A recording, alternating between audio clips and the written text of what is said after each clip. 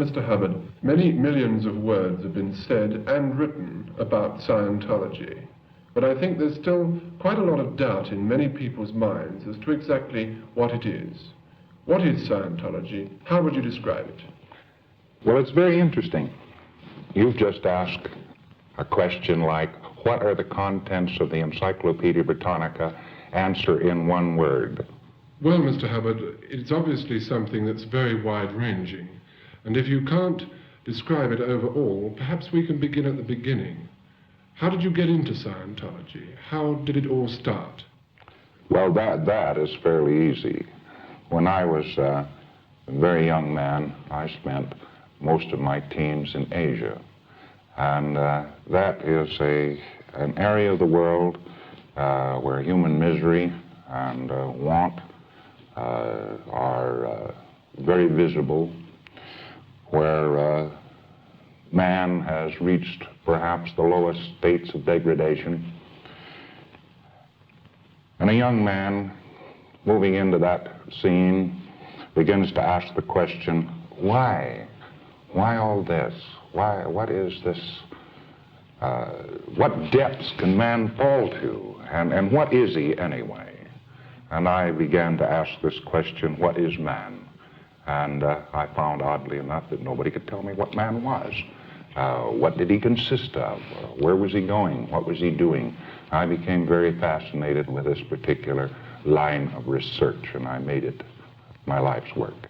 Did you read widely of philosophy? Yes, but the philosopher, of course, has spent most of his working years in his ivory towers, and he was pretty insulated from life. To really know life, you've got to be part of life. You must get down and look. You must get into the nooks and crannies of existence. You have to rub elbows with all kinds and types of men before you can finally establish what he is. And you, in fact, did this? Yes, I've slept with bandits in Mongolia, and I've hunted with pygmies in the Philippines. As a matter of fact, I have studied 21 different primitive races, including the white race. And my conclusions were that man, regardless of his state of culture and so forth, was essentially the same, that he was composed of, he was a spiritual being. And he was a spiritual being that was pulled down to the material, the fleshly interests, to an interplay in life that was, in fact, too great for him to confront. And I concluded finally that he needed a hand. Now, what was the first step in the formulation of Scientology? What was the first piece of knowledge that you uncovered? Well, that is an interesting question, because when I first entered a university, I took science and mathematics. I was forced to take this rather than philosophy, which was my natural bent. And I learned the rules of logic and the scientific approach. These things, by the way, are not generally known to philosophers. And my first effort was to find a common denominator to all men. And I had seen him in his more primitive states, and I'd seen him in his highly cultured states. And I said, somewhere one can isolate a common denominator that embraces all men. And perhaps from that we can unlock this riddle. You mentioned just now that you discovered for yourself that man was a spirit. Are you here comparing Scientology with a religion, any religion in fact, that also sees man as a spirit? Well, man has conceived man to be a spirit for many more years than he has conceived man to be an animal or a materialistic thing. We have a 2,000-year history of man as a spirit, whereas we only have less than a century of considering simply mud. And therefore, my study is more traditional than most philosophies. Now, when you get most modern renditions and so forth. But man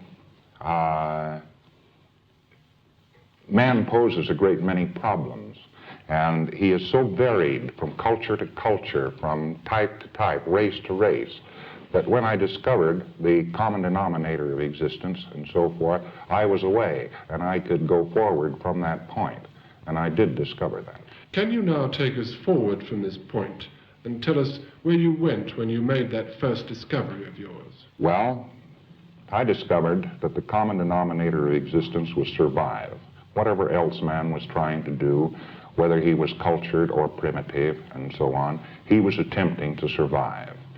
And then one had to move forward from this point to find out what methods he used to survive, how he adapted himself to environments in his attempted survivals and so on.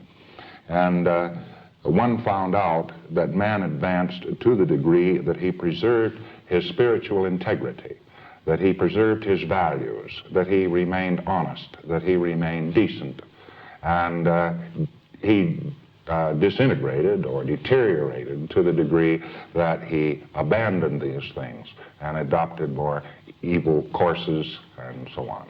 Now, how can Scientology help man, universal man, to overcome the problems he faces? Very simple.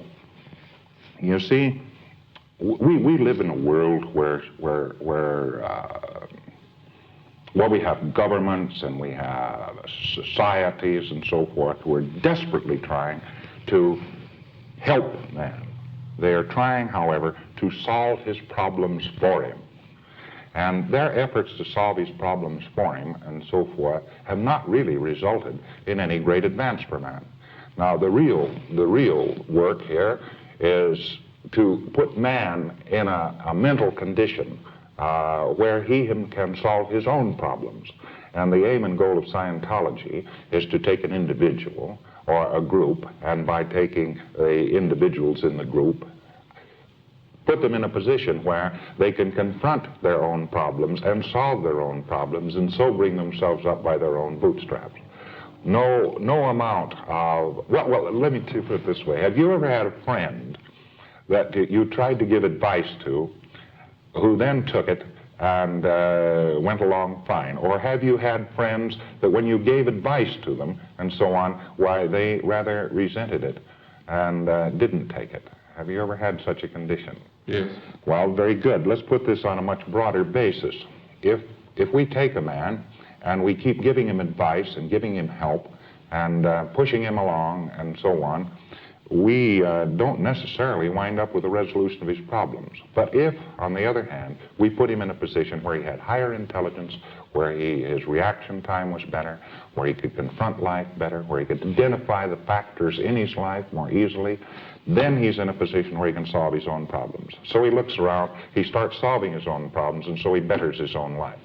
That is the difference between Scientology and other efforts to help man. Mr. Hubbard, admittedly, this would seem to be both a mental and a physical approach to living in this world, to helping people to live in this world. But where does the spiritual side come into Scientology? Well, it's very interesting. The more you try to help man physically, apparently the less progress you make. It was only when we began to treat man, and when I began to treat man as a spiritual being who was not really dependent upon the body or the flesh, that I made any progress at all. Man is a spiritual being. He is not a piece of flesh. And when you begin to handle man on the basis that he is a spirit, that he has unlimited ability, that he is not necessarily pinned down into, like everybody has just so much IQ, and they never can have any further IQ. When we start that approach, you see, we lose. But when we say he is a spirit of infinite capability, and then we try to improve that capability, in that way we win, and we win very, very, very profitably, very easily. Through Scientology, is it possible to reach towards God? Oh, very definitely. A Scientologist, before he has gone very far, begins to realize the nature of the universe. He realizes that this didn't all just occur spontaneously one fine day out of some scientific formula. And he realized there must have been an author to all of these things. And he also realizes, oddly enough, in his own participation. All religions would seem to have a dogma, a discipline. Now, how disciplined is Scientology? The discipline is entirely the limitation of the conduct of the auditor. That is to say, an auditor is a practitioner in Scientology. He listens and he computes. So therefore we call him an auditor. And he is not permitted to evaluate for the person he's working with. He's not permitted to do certain things. He is governed by a code of ethics like the medical field is governed by the Hippocratic Oath. Only we, of course, do not treat the body. We are not interested in illness and so forth. Well, you have to neglect illness and the body and so forth to improve man. And this is quite remarkable. But the whole point here is that the more you handle man as a spiritual being, the more you recognize his spirituality, the more you recognize that he is basically good and that his evil is simply additive to him, why, the more progress you make with the individual man. This sounds, Mr. Hubbard, in a sense, like an extension of psychology or psychiatry. Can you comment on that? Oh, no. Psychology is 1879. Wundt decided that men were all animals. As Professor Wundt, Leipzig, Germany, and rather typically a Germanic concept that man is just an animal. He's a sort of a machine, and you adjust the nuts and bolts, and he runs well. Psychiatry has to do with the insane, and we have nothing to do with the insane whatsoever. The insane, well, they're insane. So this is a final disintegration and deterioration of the spirit. That's all the psychiatrists. But psychology, no, I'm afraid we don't have anything to do with psychology. After all, psychology long since stated that their own term, psycheology, meant nothing. And they say in their textbooks they don't know what a psyche is. And of course, psyche is Greek for spirit. So theoretically, they have preempted the name, the study of the spirit. But they do not study the spirit. They regard man as an animal. We are the only ones who study the spirit, so we have to use the word Scientology. And Scientology means knowledge or truth, study of, the study of knowledge or truth. Or if you use it as a Greek sentence, it's I know the word. Is what it works out to be, according to Oxford. I asked them one day up at Oxford, what does Scientology mean? And they said it means really the study of knowledge, or I know the word. This sounds rather like the command, man, know thyself. Is this part of the Scientology reasoning? I should think that would have to be part of any philosophic concept of man. You see, if you don't know yourself, you know nothing. And it's all right to guess at what you are, but to know what you are, that is the essence of the whole problem. And it takes a very brave man to really confront what he himself is. Going back now to this person you mentioned, the auditor, the practitioner in Scientology, just how much training does this person get? He goes through very intensive training, usually in a city somewhere in the world. He attends an academy, and he is trained there upwards to, well, it actually isn't fair to say the total time of training because he's trained very intensively and so on. He's trained there sometimes a year, sometimes more, and then his training is normally finished off by coming to a higher level organization and so forth, and he is trained there for more than a year. But the overall training of an auditor compares to the same number of class hours in college of about 12 years. And it's not an easy thing to do. It's not easy to study in this particular field. You're handling the raw stuff of life. And his case, his beingness, of course, must advance proportionately to his study. And he has to become better and better. In other words, his IQ has to go up, up, up. The higher the level that he is qualified to audit at, why, the more improved his own case has to be. You've mentioned two things here, beingness and IQ, which is intelligence factor. Are these two the same? Oh, no. The beingness, we might put it under the heading, would be the ability of an individual to live or to handle the environment around him. In other words, to be something and to handle things around him. And intelligence is a more or less arbitrary factor. A grade of 70 is something, I think, a moron, and 100 is 105, something like that. That's pretty bright. 138, well, that's genius, and we go up from there. Could I just stop you here? Did I understand you to say that a person's IQ can be raised through Scientology? Oh, yes, yes.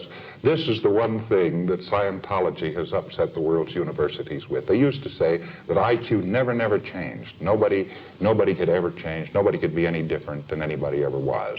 And this was quite interesting because when we finally demonstrated this with their own IQ tests, why, they became very, very upset and began to test much more widely. And they tested people before Scientology processing and after Scientology processing, and uniformly found that their IQ had raised. Who's they? The professors, the fields, the schools of philosophy, schools of psychology, and so on. But surely you've only got as much brain as you're born with. Oh, no, and brain has nothing to do with it. Brain is a sort of a, well, I don't know, brain is brain. What it does, I'm never quite sure. But, and I don't think anybody else is. But the person, as a spiritual being, is capable of using his brain, or so on. The brain is a sort of a switchboard. And if you said that a telephone switchboard, then, was the intelligence of the corporation it served, this is about the same statement that the brain establishes the IQ of a human being. It's not, just not true. A being is a being. He is a spirit, and he actually can exist independent of his body. This is one of the more interesting discoveries in Scientology. Now, an auditor in Scientology must have beingness and a good IQ. What other talents does he require to be a good auditor? Well, a person has to have very, very good moral fiber. You might say he has to, you can't, and we will not take anybody who has even faintly bad background and so forth as an auditor. He has to be pretty well educated, his general education certificate, something like that. He has to have a desire to help people, and this is not everyone. You said just now a bad background. In Scientology, what is good and bad? Does it conform to the normal moral standards of society? Oh, yes, very much so. Very much so. Same. Mr. Hubbard, I'd like now to take somebody who would like to get into Scientology. How do they go about this? Well, normally they read books, and they read quite a few books, and they are around and about it for, well, sometimes 2, 3, 4, 5 years. Well, they're really in Scientology. They will belong to a group and so on. They will get auditing. Their IQ goes up. Their abilities increase. They're more capable in handling their lives.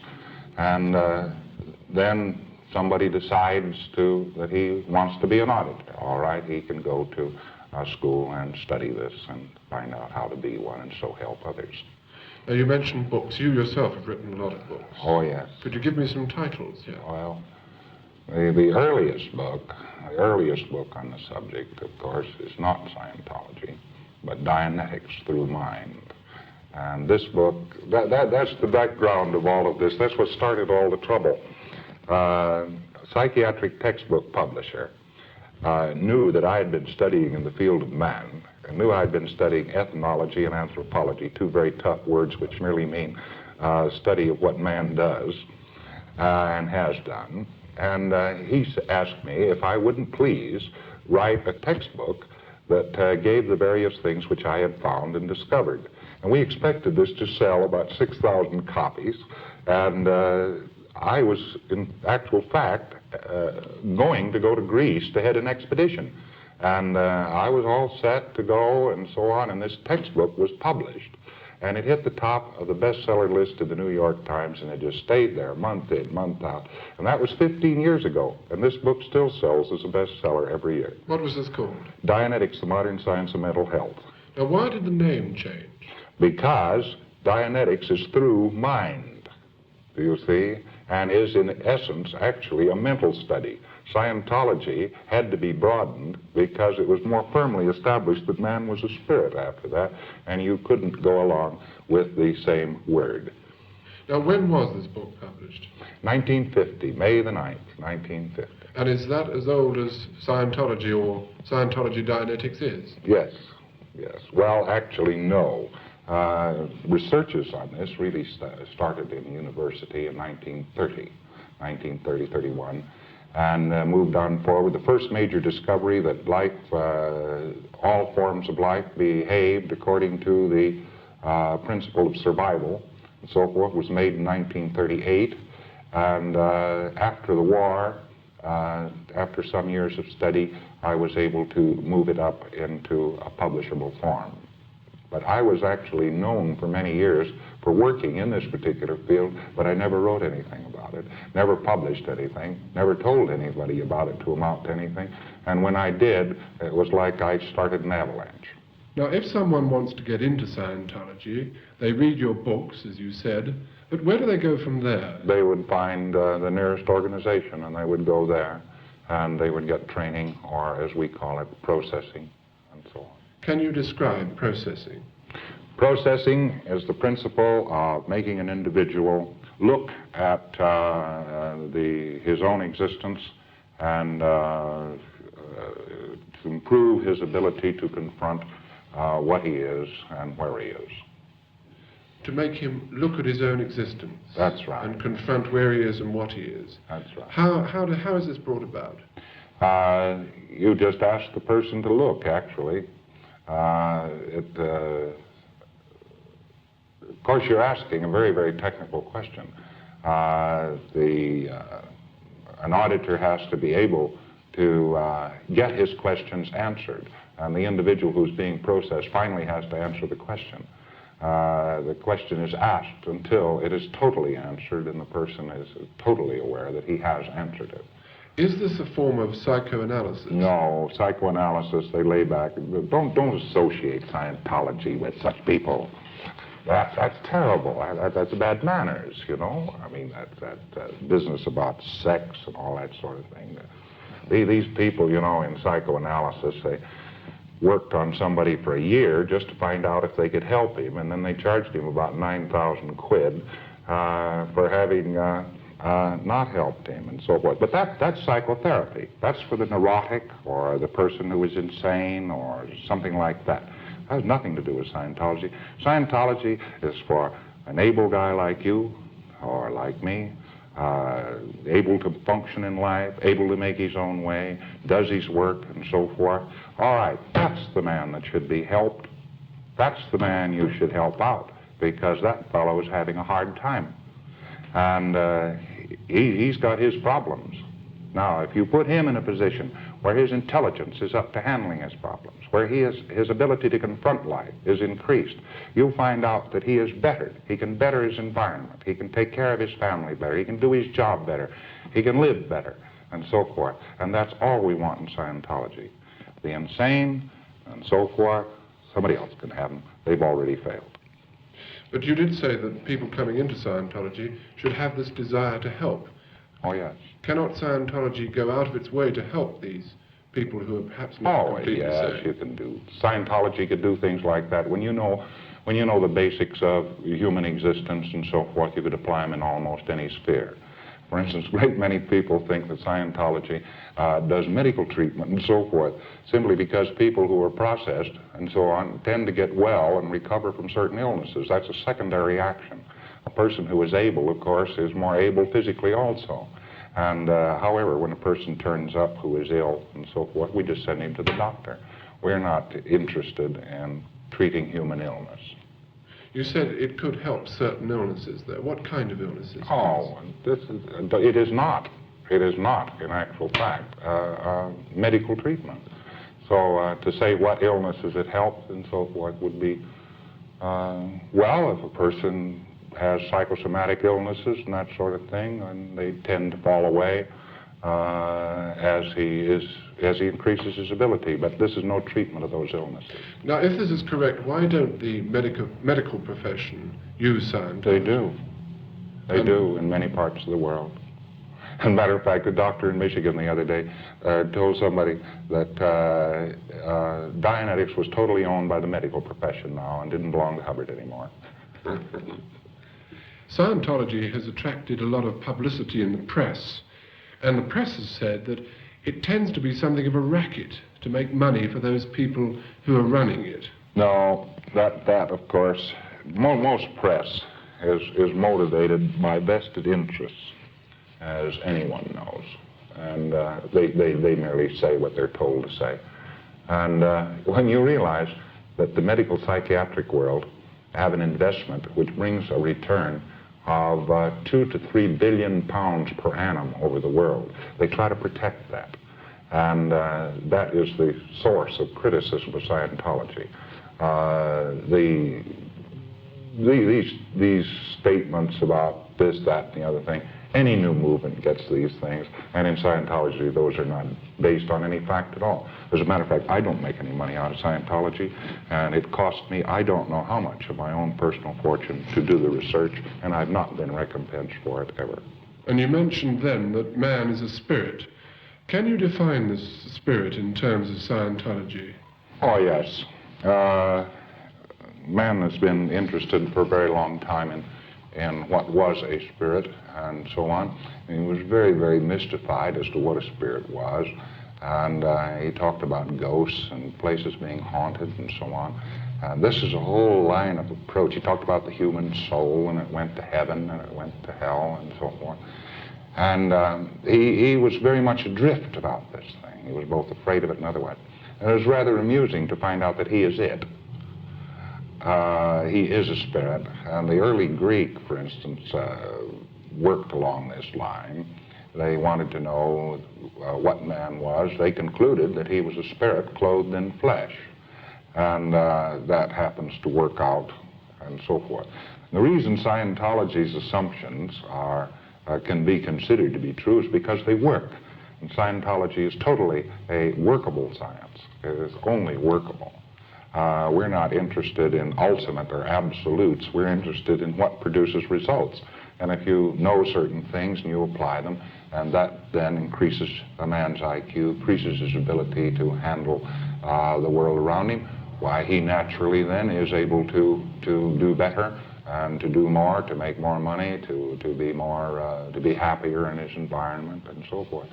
And if you approach it as though he were a spirit, then you succeed. If you approach it as though he were just a mechanical monster of some kind or another,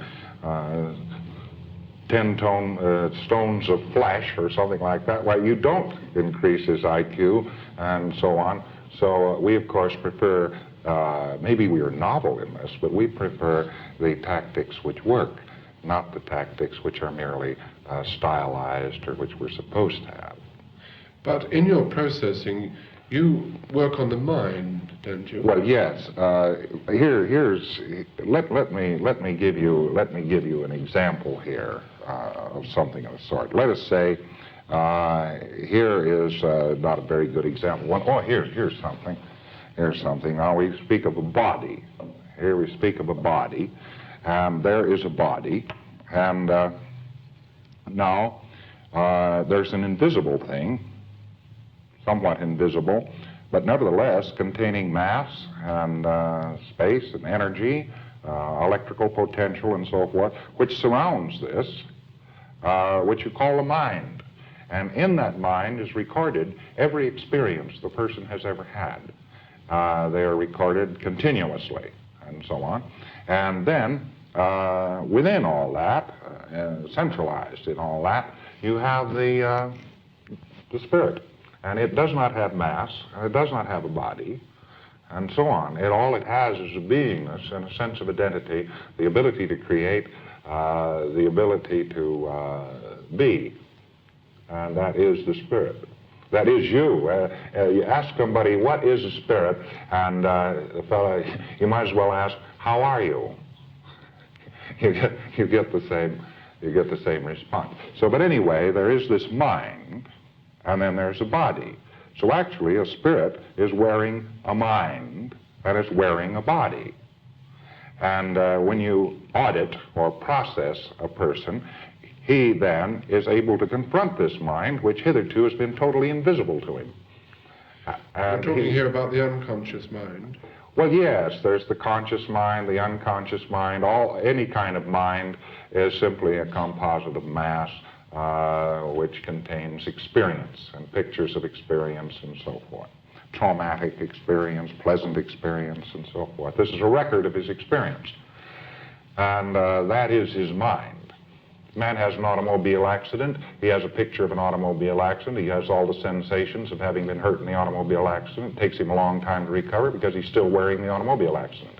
If you said, hey, why don't you take this automobile accident and throw it away? Why, all of a sudden he recovers from the automobile accident, naturally, because the thing that's keeping it impressed upon him and his body is his mind. And so you do work with the mind. From what I can gather, you do see the spirit as being the most important factor in the overall life of man. But is this the same sort of spirit as a very religious person might see? Pretty much so. Pretty much so. Are Scientologists religious people? Yes, as a matter of fact, the Hubbard Association of Scientologists International is a religious fellowship, and in America particularly, Scientology is used widely in religion. I remember Archbishop Odo Barry here uses Scientology in most of his sermons, he used to, and so on. When you have discovered that man was a spirit, you of course have invaded the field of religion, and you are religious. But remember this, that religion has come uniformly from philosophy. Philosophy is senior to religion. Do I understand from what you say that you can be not only a Scientologist, but a Roman Catholic and an Anglican as well? Oh, yes.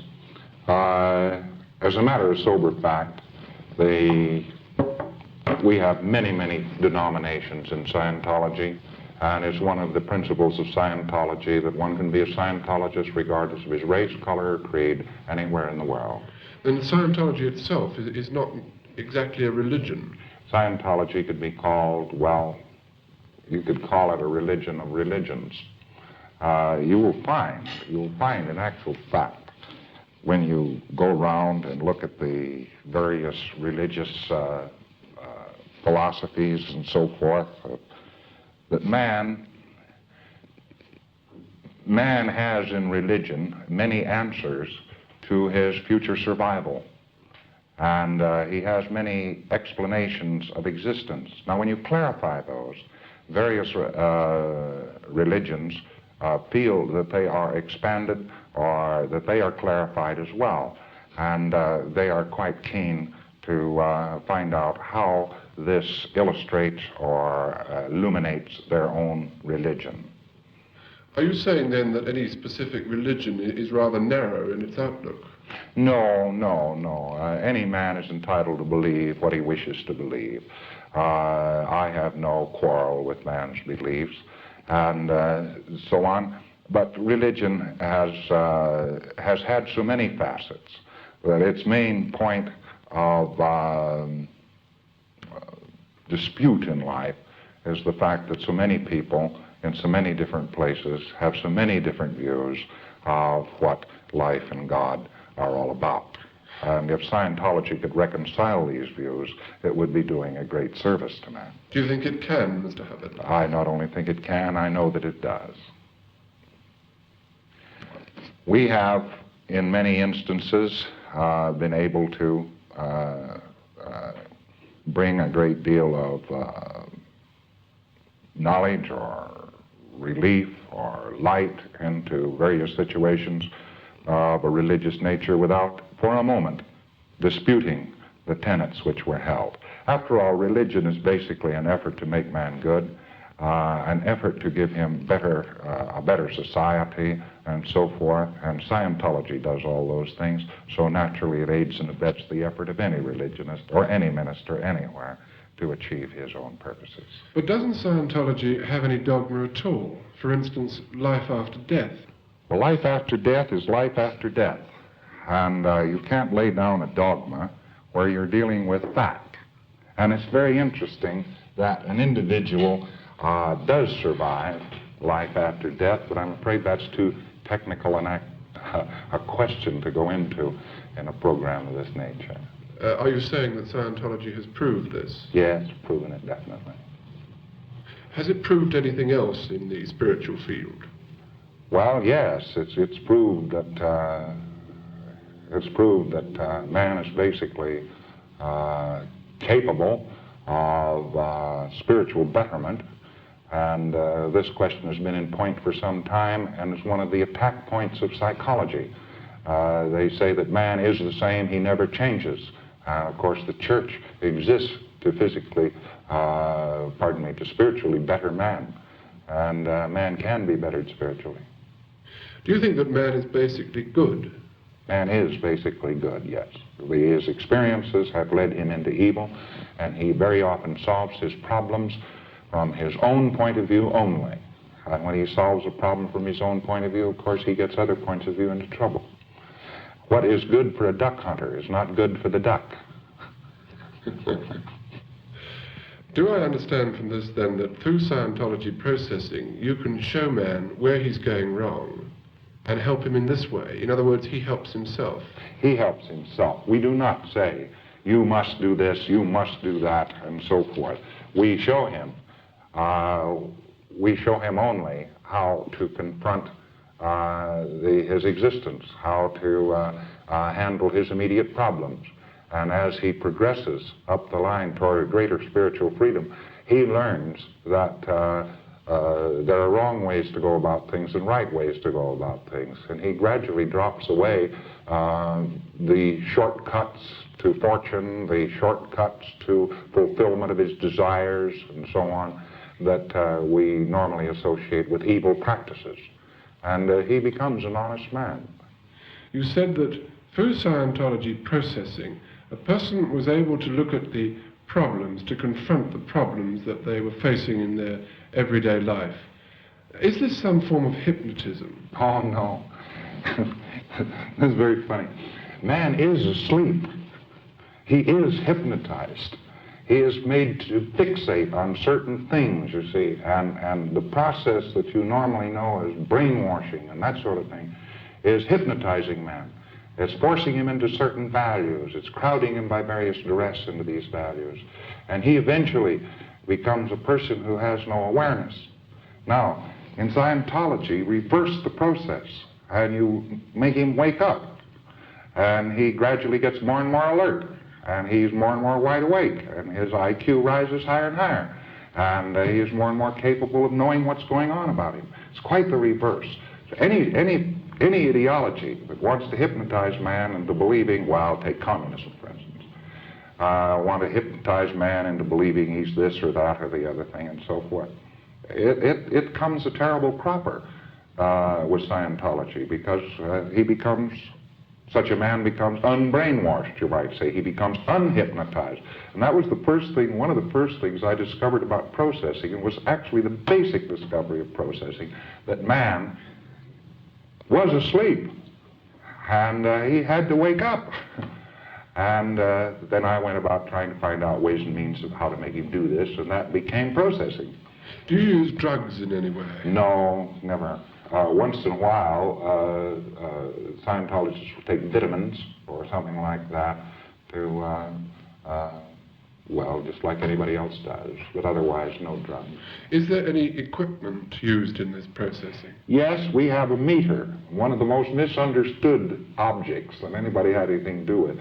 And a meter simply shows where an individual is aberrated. And the lie detector, of course, is not a lie detector. It doesn't detect lies. It only detects disagreements. You ask the fellow, did you murder the girl? And he disagrees with murdering the girl. And of course he gets a reaction on the lie detector, and they take him out to the electric chair and electrocute him. Lie detectors are no good. But it does show that he is upset about the idea of murdering a girl. Do you follow? Now, Yes. if you ask him why he was upset about this particular idea, you might find some relative who had been murdered that he had completely forgotten about. And he illuminates this sector of his life, and it clears. How would you describe the mental state of a patient during processing? Well, I've never processed a patient, so I wouldn't know, you see, because patients are people who are sick and in mental institutions and that sort of thing, and although I've worked with such people just in the normal experience of existence, this has nothing to do with Scientology. But how is he? He's wide awake, bright alert, quite interested, and he is examining things which he had never examined before, and he becomes quite happy about it. Doesn't he get introverted looking into his unconscious mind? Yes, but he introverts in order to extrovert. In other words, he is actually handling the things which cause him to be introverted. And when he has handled those things, he extroverts. You've mentioned a lot about freedom of the mind, Mr. Hubbard, but often this can be mistaken for a form of anarchy, where the person is under no discipline whatsoever. Well, you find out that man has to be put under discipline to the degree that he is aberrated. And man being basically good, the more you make him free, why, the better his behavior is. And we have, I don't know how many case histories that prove this. You mentioned aberrated. What does that mean? Aberrated. Aberrated is a crooked line. That's the definition of the word. It comes from light traveling in a crooked line. And man's thinking is very often in a crooked line. So he gets from point A to B through so many different points that he never does arrive at B. And that is called aberration. And when you straighten that out, and he can think straight, you might say, he is no longer aberrated. Does it tend to make his personality rather negative in any way? No, no. Whatever he is, there's more of him. It's quite interesting to watch some girl, for instance, who's been a mousy little thing and seems very retiring and so forth. You process her, she becomes quite alert, quite proud, quite expansive. People do change then. Does this happen very quickly? Very, very quickly.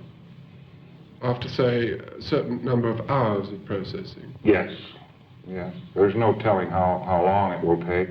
Sometimes it's 20 minutes for a certain level. And can you register their progress? Oh, yes. Well, of course, there are tremendous batteries of tests which register this. There's such a thing as reaction time. A man's reaction time changes, his IQ changes, all kinds of things change. There's tremendous numbers of things which alter in a person. And the odd part of it is they alter for the better. And that's where the hope is for man. There is hope for man. He is not just an evil beast who will get worse and worse and worse and worse. With Scientology, he can get better, and he can get kinder and more decent and more tolerant of his fellow man, and perhaps some of the basic goals of religions of the past can be attained with Scientology. Mr. Hubbard, do you find any opposition coming towards Scientology from the organized religions? Not really anything that I would call opposition. Naturally, these people feel that we are challenging their particular sphere of action or something like that, and well, they read about Scientology and they understand what we're trying to do, and the opposition really fades away. Are you in fact challenging their sphere of authority? No. In no way at all? No. A man is free to believe what he believes. Mr. Hubbard, what you said is all very well in theory, but what is the practical application of Scientology for the average man in the street? Well, the average man is up against certain problems. He's asking himself certain questions. How can I make more money? How can I make my wife faithful to me? How can I make my children grow up? How can, well, in other words, how can I live a better life? How can I make things more even, more stable for my family? How, And what am I up against? What is happening to me in my life? What is my purpose in life, and so forth? These questions, in actual fact, absorb a tremendous quantity of his energy. And he himself is not able to go out and do anything very progressive about it. So the best thing for him to do is to go out and do something about it. But he can't do anything about it because he is so immersed in this. So actually, in Scientology processing, he resolves these questions. He understands what he's doing. He knows what he wants to do. And he makes up his mind and he goes ahead and does it. And he turns from a man who is simply a puzzled, static being into somebody who is more dynamic, who is able to accomplish something. You seem to me to have a pretty low idea of the normal human's life. Well, when you see as much human degradation as is visible within any 10-block walk from any area, it's a very callous person that doesn't want to do something about it, and so forth, because all these are basically decent people that somehow or another went wrong. I don't have a low idea of these chaps at all. I think that man is what he is, and he can be better, and that is all, I think. But actually, every great movement in the world today has as its common denominator an effort to improve man and his lot. So if that is the case, then everyone must have a pretty low idea of what man is all about. What is the main advantage of Scientology over all the other creeds and all the other religions and ideas that have been formulated since man began? Why is it that you go for Scientology? Why do you support this particular thing? Because it works. And that is really the only reason it works. This doesn't say that other things don't work, but they tend to be impositive, but I never would criticize any other religion. I'd like to end on a more general subject and look at Scientology as it is today. Do you see it as a growing force? Yes, the actual statistic of its growth is 2.5 times per annum. And this is fairly rapid because it was already very large. Now, is it changing its ideas in any way as it gets bigger? No. Same ideas. Help the able, make the able more able.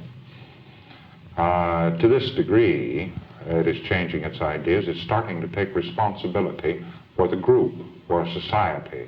Much more responsibility for society in addition to responsibility for the individual.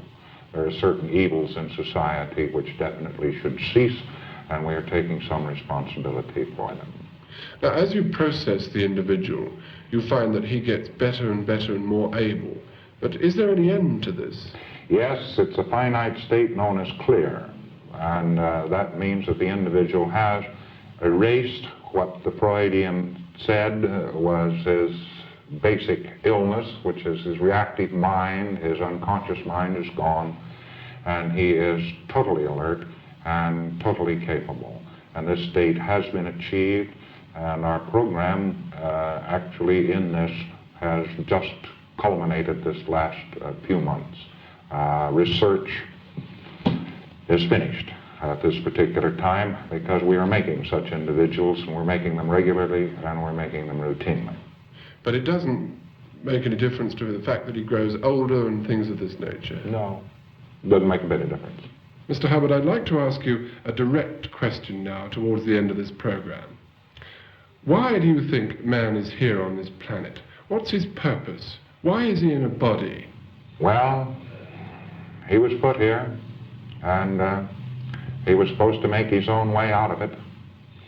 Who put him here? Well, call it a supreme being or higher forces. And he actually, and I hold this in common with many, many sages, he was put here to work out his own salvation. And we feel in Scientology that we've made a very big stride in that direction.